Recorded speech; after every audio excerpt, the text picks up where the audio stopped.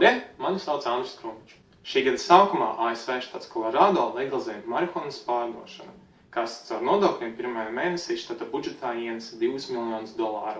Latvijas mērogā tas būtu vairāk nekā $500 000, ar ko pietiktu, lai sektu vairāk nekā pusi no Latvijas Olimpiskās komitejas budžeta. Kaut arī valsts līmenī tā ir nieka summa, marihuanas legalizēšana ir tikai finansiāls jautājums, bet arī sabiedrisks.